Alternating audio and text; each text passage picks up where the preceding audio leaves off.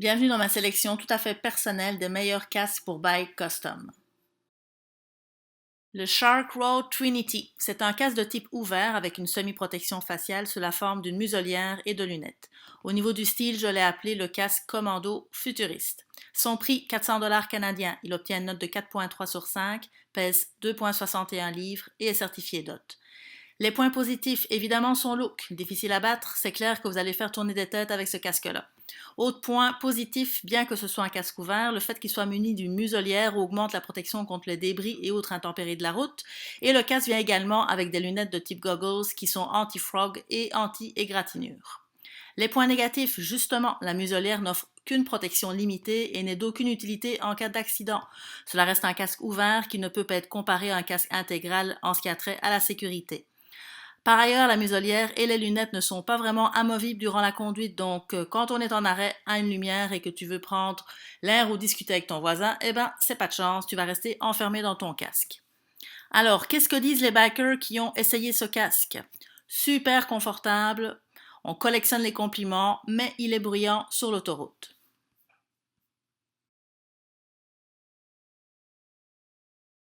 De la même compagnie, le Shark Squall.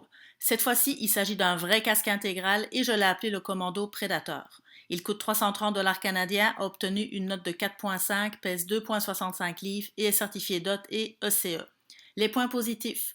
Quand tu conduis un bike custom et que tu veux la protection d'un full face, c'est mon cas, souvent le look de ces casques-là ne convient pas du tout au style de la moto.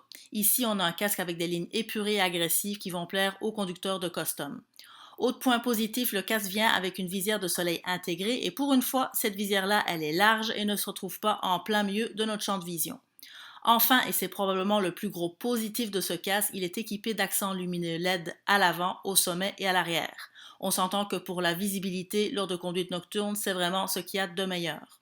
Vous aurez un bon aperçu du mode lumineux dans le lien Internet qui se trouve dans la description de cette vidéo et sachez que l'autonomie lumineuse est de 5 heures en mode continu et de 10 heures en mode pulsation. Je rajouterai que le casque est muni d'un système d'attache à ouverture rapide, c'est une question de goût, mais moi personnellement, je ne pourrais plus m'en passer. Les points négatifs, en fait, il y en a un seul. Les trappes de ventilation sont discrètes. Pour le look, c'est bien beau, mais pour l'aspect efficace, c'est un peu moins intéressant. Et que disent les bikers qui ont essayé ce casque-là? À l'unanimité, excellent rapport qualité-prix et ultra confortable.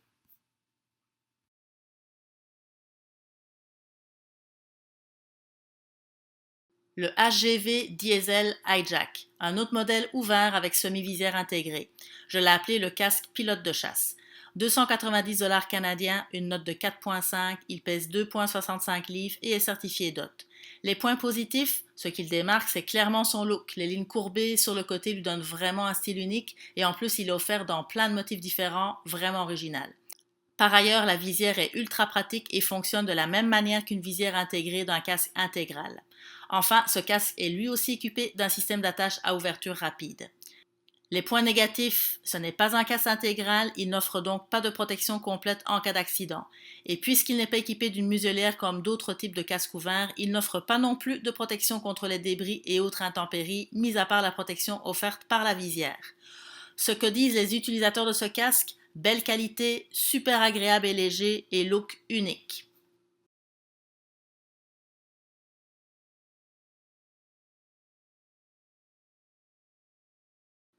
Le Nex SG 100 Puriste, casque intégral avec option lunettes qui a vraiment un look rétro à la Mad Max. Il coûte 460 $ canadiens, obtient une note de 4.5, pèse 3.23 livres et est certifié DOT et ECE.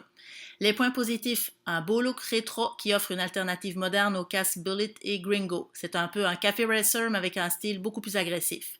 Les commentaires sont unanimes, il est super confortable et est d'excellente qualité, ce qui explique probablement le prix. Les points négatifs, mis à part le prix, la ventilation est quasi inexistante si ce n'est de la petite trappe verticale sur le menton. Par ailleurs, la visière ne protège pas complètement du vent et n'est pas amovible durant la conduite. Encore une fois, à l'arrêt, on reste enfermé dans son casque. Enfin, le casque vient avec une lunette fumée et aucune lunette claire n'est disponible pour ce modèle. Il faut donc mettre des lunettes classiques, ce qui change pas mal le look du casque.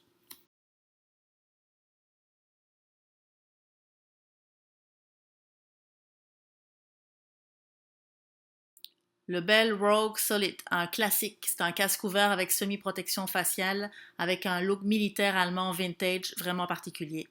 340 $ canadiens, une note de 4.6, 3.03 livres et certifié DOT.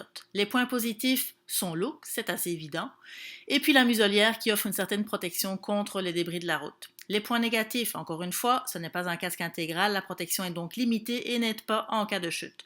Comme c'est également le cas pour le Shark Trinity, la muselière n'est pas amovible durant la conduite, ce qui peut donner le feeling d'être pris dans son casque en tout temps. Ce que disent les bikers, super pour les trajets en ville et on va se retourner sur votre passage.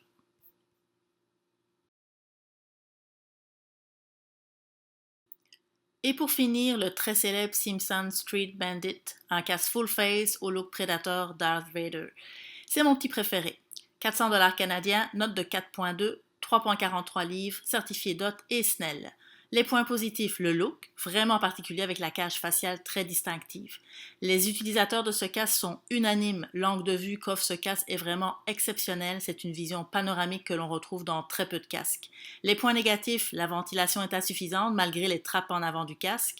Il est bruyant à haute vitesse, mais bon, ça dépend ce qu'on entend par haute vitesse. Et je rajouterais qu'il semble manquer d'étanchéité en cas de grosse pluie. Ce que disent les bikers, incroyable champ de vision, très confortable et look totalement unique. Et voilà qui conclut ma sélection personnelle des meilleurs casques pour moto custom. Vous trouverez les liens vers les pages internet de chacun de ces modèles de casques dans la description en bas de cette vidéo. Et pourquoi pas m'indiquer lequel vous avez préféré dans les commentaires. Merci, à la prochaine!